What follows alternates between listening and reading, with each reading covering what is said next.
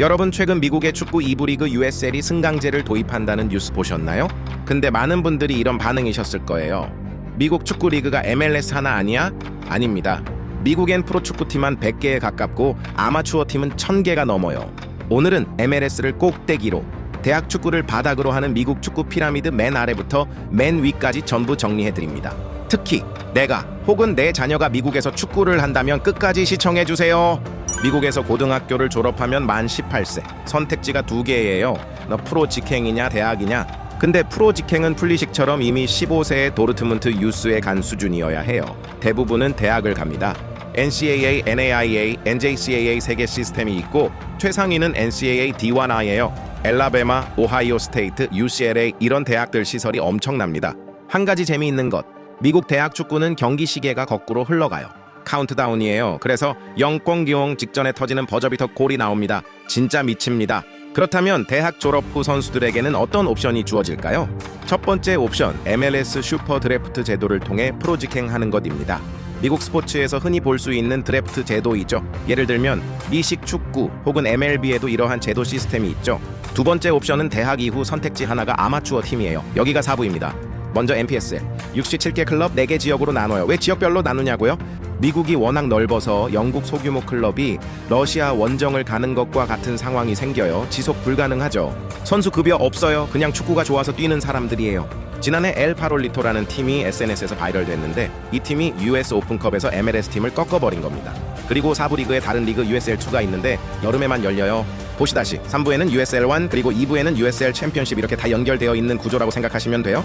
후반부에 USL 리그들 안에서의 강등 제도에 대해서도 설명해 드릴 건데 그 전에 대학생 선수들이 방학 때 와서 뛸 수 있습니다. 디안드레 예들린, 잭 해리슨이 여기 출신입니다. UPSL은 400개 파루스 클럽, 리그 내 승강제도 있어요. 유럽 클럽들이 미국 선수 발굴을 위해 여기에 팀을 직접 운영하기도 합니다. 3부부터 프로예요. 그런데 3부에 3개의 리그가 있습니다. USL1, NISA, MLS Next Pro. 우선 USL 1만 봐도 2028년부터 새롭게 생기는 USL이 USL 프리미어라는 이름의 일부 리그를 새로 만들고 2028년 출범을 목표로 하고 있어요. 목표 팀 수는 10개, 기존 동서 컨퍼런스 방식을 버리고 전국 단일 리그로 운영합니다.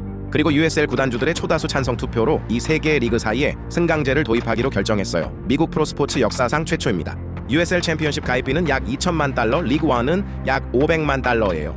반면 샌디에이고 FC는 MLS 가입 때 5억 달러를 냈어요. 25배 차이입니다. USL이 승강제로 경쟁력을 키우면서 MLS보다 훨씬 낮은 진입 비용으로 투자자를 끌어들이는 전략이에요. USL은 MLS와 완전히 별개로 운영되지만 US 서커 연맹의 공식 일부 승인을 받는 구조예요. 즉 MLS와 동급의 공식 일부 리그가 2개가 되는 겁니다. 그렇다면 경쟁 구도일까요? 맞아요. 근데 정면 충돌까지는 아니에요.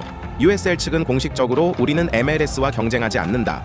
미국은 유럽보다 넓고 두 리그가 공존할 수 있다고 말해요. 그리고 실제로 MLS 30개 팀이 3억 4천만 미국인을 다 커버하기엔 부족하다는 논리는 틀리지 않아요.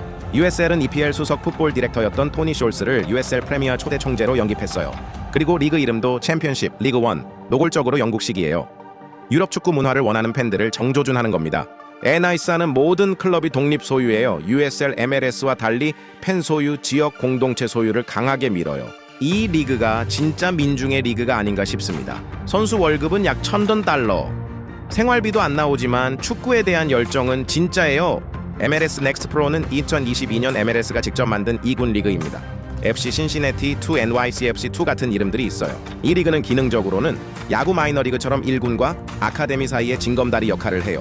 자, 이제 USL 챔피언십 2부인데 1.5부 리그 느낌이에요. 여기 출신 팀들이 MLS로 대거 올라갔어요. FC 신시내티, 올랜도 시티, 시애틀 사운더스, 포틀랜드 팀버스, 밴쿠버 화이트캡스. 근데 이게 성적으로 올라간 게 아니에요. 돈을 내고 일부 MLS 리그로 올라간 거예요. 시애틀이 2008년에 낸 돈이 3천만 달러, 2024년 샌디에이고가 낸 돈이 5억 달러 이상. 왜 승강제가 없냐는 질문의 답이 여기 있습니다. 이해하셨죠? 디디에 드로그바가 피닉스 라이징이라는 팀에서 현역 마지막 시즌을 보냈어요. 평균 연봉 3만 10만 달러라고 알려져 있었죠. 저 채널 주인장 생각에는 지금부터 20년 후면 USL이 MLS보다 더 인기가 많아질 수 있다 생각해요. 드디어 현 피라미드의 꼭대기, MLS 리그, 현 1부 리그. 1996년에 새롭게 MLS로 창단되었지만 그전엔 NASL라는 이름으로 운영되었죠. 펠레가 뛰던 리그였으며 1984년에 망한 후 12년 공백 이후 MLS가 생겼어요. 현재는 30개의 팀이며 승강제가 없으며 연봉 샐러리 캡이 있지만 팀당 3명까지 지정 선수로 연봉 캡 초과 계약 가능하죠. 이게 데이비드 베컴 때문에 만들어진 규정이에요. 지금은 메시 덕분에 유명해진 규정이기도 하죠. 이적료도 폭발적으로 오르고 있고 애플 TV와 25억 달러 10년 계약도 했어요. 마지막으로 이 모든 리그를 하나로 잇는 토너먼트 US 오픈컵이라는 대회가 있습니다. 정식 명칭은 라마헌트 US 오픈컵이에요. 1914년에 시작됐습니다. 세계에서 세 번째로 오래 지속된 전국 컵 대회예요. 잠깐, 1914년이요? 한국이 일제강점기 시절이고 미국의 MLS가 생기기 82년 전이에요. 1999년에 미국 축구의 큰손 라마헌트를 기려 지금의 이름으로 바꿨어요. 라마헌트가 누구냐고요? FC 달라스 구단주의 아버지, MLS 설립의 핵심 역할을 한 인물이에요. 그의 아들 댄 헌트가 지금 FC 달라스를 운영하고 있고 매년 이 대회에 참가하면서 아버지의 유산을 잇고 있어요. 현재 포맷은 약 96개 팀이 참여해요. MLS, USL 챔피언십, USL 리그 1 같은 프로팀부터 웬만한 아마추어 팀까지 전부 같은 대진표에 들어가요. 진행 순서가 재밌어요. 아마추어 팀이 먼저 시작해서 올라오는 구조예요. 1라운드에서는 아마추어 32팀이 3부 프로팀 32팀과 맞붙어요. 여기서 살아남은 팀들이 2라운드를 치르고 그 승자들이 3라운드에서 USL 챔피언십 상위 팀들을 만나요. 그리고 MLS 팀들은 맨 마지막에 들어와요. 이 구조 자체가 의도적이에요. 작은 팀들이 한 판씩 이겨오면서 대열을 만나는 거죠. 우승팀은 상금 30만 달러 약 4억 원에 콘카카프 챔피언스컵 출전권까지 받아요. 준우승은 10만 달러까지. 콘카카프 챔피언스컵이 뭐냐고요? 북중미 최고의 클럽 대회예요. 여기서 이기면 전 세계 클럽 월드컵까지 연결되는 거예요. 즉 이론상 NPSL 아마추어 팀이 오픈컵을 우승하면 세계 무대로 나갈 수 있는 겁니다. 물론 현실에선 거의 불가능하지만 그 가능성 자체가 이 대회를 살아있게 해요. 이 챔피언스컵에 대한 상세한 내용은 다른 컨텐츠로 돌아올게요. 그치만 이 대회도 위기가 있었어요. 2023년 12월 MLS가 자기 팀들을 오픈컵에서 전부 빼겠다고 선언했어요. 이유는 자기들이 만든 리그스컵, MLS 대 멕시코 리그 팀들이 붙는 대회에 집중하겠다는 거였어요. 리그스컵에 대한 영상도 곧 다시 가지고 돌아올게요. 생각해보세요. 1914년부터 이어온 대회인데 가장 큰 리그가 우리 안 나갈게요 라고 한 거예요. MLS 커미셔너 돈 가버는 대놓고 말했어요. 이 대회는 우리가 추구하는 최고 수준의 축구를 제대로 보여주지 못한다고요. 솔직하긴 한데 오만하기도 하죠. 다행히 US 서커가 MLS의 이탈 요청을 거부했어요. 대신 타협안으로 MLS 팀들이 1군 대신 MLS 넥스트 프로 2군 팀을 보내는 건 허용했어요. 2024년엔 결국 MLS 1군 팀 8개만 참가하는 반쪽짜리 대회가 됐어요. 2025년엔 16개 MLS 팀으로 늘어났고 지금 2026년엔 구조가 다시 안정을 찾아가고 있어요. 리그스컵 만들고 오픈컵 빠지려 하고 MLS 넥스트 프로로 자체 생태계 만들고 그런데 US 오픈컵은 그걸 막는 마지막 보루 같은 거예요. 아마추어 팀이 MLS 팀을 이길 수 있는 유일한 공식 무대. 영국 FA컵이 왜 110년 넘게 사랑받냐고요? 일부 리그 팀이 아마추어 팀한테 지는 순간이 있기 때문이에요. 그게 축구가 가진 낭만이자 아름다움이에요. 계급이 없는 90분. US 오픈컵이 바로 그 역할을 미국에서 하고 있어요. 1914년부터 지금까지도. 여러분 오늘 영상 처음부터 쭉 따라오셨다면 이런 생각이 드실 거예요. MLS가 있는데 왜 USL이 필요해? 그냥 MLS 하나만 잘 키우면 되는 거 아니야? 저도 처음엔 그렇게 생각했어요. 근데 공부하면 할수록 아니더라고요. 오늘 마지막은 이 질문에 제 답을 드릴게요. 여러분 미국 지도를 펴보세요. MLS 30개 팀이 있는데 미국 전체를 커버하냐고요? 아니 전혀요. USL의 가장 강력한 자산은 지리적 범위예요. MLS가 아직 진출하지 않은 중소도시와 지역의 클럽을 두고 그 지역 사람들에게 처음으로 프로축구팀을 만들어주고 있어요. 생각해보세요. 뉴멕시코, 오클라호마, 버몬트, 로드아일랜드 이런 곳엔 MLS 팀이 없어요. 근데 축구를 사랑하는 많은 사람들이 살아요. 미국 전역에 축구에 미쳐있는 지역들이 있는데 로컬 MLS 클럽이 없어요. 거기서 USL이 이기는 겁니다. 더 많은 팀, 더 많은 도시, 더 많은 로컬 스토리, 더 많은 이유를 만들어주는 거죠. 팬이 되려면 먼저 가까워야 해요. 차로 2시간 걸리는 MLS 경기장보다 동네에 있는 USL 팀이 미국 축구 저변을 넓히는데 훨씬 강력합니다. 반면에 MLS 팀들을 보면 어때요? LA 갤럭시, 인터 마이애미, NYCFC 다 대도시, 다 억만장자 구단주, 다 글로벌 브랜드예요. USL은 달라요. 뉴멕시코 유나이티드, 오클랜드 루츠, 로드아일랜드 FC, 렉싱턴 SC 이건 그냥 축구팀이 아니에요. 도시의 무언가를 상징하는 브랜드들이에요. MLS는 축구를 상품으로 팔아요. USL은 축구를 삶의 일부로 만들려고 해요. 장기적으로 어느 쪽이 팬을 더 깊게 만드냐고요? 답은 명확해요. MLS의 가장 오래된 비판이 뭔지 아세요? 정규 시즌 경기가 의미 없다는 거예요. 꼴찌해도 강등 없고 우승 못해도 내년에 또 뛰고. 그러니까 팬들 입장에서 5월 평일 경기가 12월 챔피언십만큼 뜨겁게 안 느껴지는 거예요. USL의 승강제 도입은 단순한 포맷 변화가 아니에요. 철학적 전환이에요. 생태계 안에 모든 클럽이 싸워야 할 이유가 생기는 거예요. 경쟁의 숨결을 불어넣는 거죠. 한국 K리그 팬들은 알잖아요.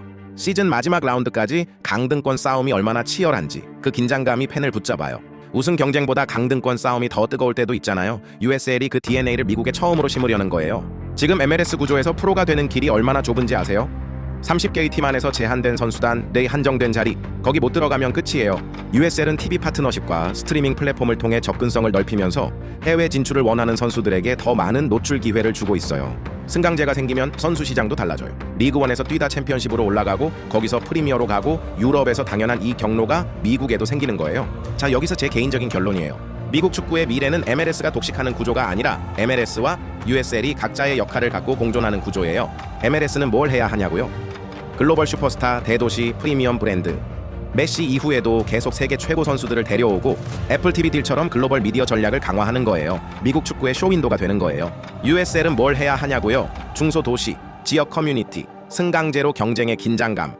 USL은 현재 미국 전역 약 70개 시장에서 다양한 단계의 프로젝트를 진행 중이에요. 단순히 경기장을 짓는 게 아니라 다목적 개발과 경제적 파급 효과, 시민적 자긍심을 함께 만들어가는 거예요. 미국 축구의 뿌리가 되는 거예요. 쇼윈도와 뿌리. 이 두 가지가 같이 있어야 나무가 자라요. 지금 미국 축구가 가장 경계해야 할 건 MLS의 독식이에요. MLS가 US 오픈컵에서 빠지려 하고 MLS 넥스트 프로로 자체 생태계를 닫아버리고 확장팀 가입비로 진입 장벽을 높이는 것. 이건 미국 축구 전체의 성장을 막는 거예요. 미국 축구의 방향은 디지털이 아니라 글로벌도 아니에요. 먼저 로컬이에요. 지금 이 순간 지구상에서 축구에 대한 미개척 수요가 가장 큰 나라가 미국이에요. 2026 월드컵이 미국에서 열려요. 전 세계가 미국 축구를 봐요. 그 이후에 뭘 남길지가 진짜 싸움이에요. 메시가 뛰는 경기장 하나가 아니라 내 동네에도 뿌리 내린 축구 문화를 남기는 것. 그게 미국 축구가 가야 할 방향입니다. 오늘 미국 축구 피라미드 맨 아래 대학 축구부터 아마추어, 세미프로, 2부, 1부, MLS, 그리고 US 오픈컵까지 전부 훑었어요. 그리고 마지막엔 앞으로 미국 축구가 어디로 가야 하는지까지. 복잡한 설명 가운데 제가 오늘 드리고 싶었던 메시지는 하나예요. 미국 축구는 MLS만이 아닙니다. 그리고 그게 오히려 미국 축구의 가장 큰 가능성이라 생각해요. 미국 프로축구를 바라보는 여러분의 의견이 궁금합니다. 여러분의 의견을 댓글로 남겨주세요. 오늘의 주제가 흥미로웠다면 구독과 좋아요 부탁드릴게요. 전 다음번에 더욱 재밌고 유익한 컨텐츠를 들고 돌아오겠습니다. 시청해주셔서 감사드리며 팀튜브였습니다.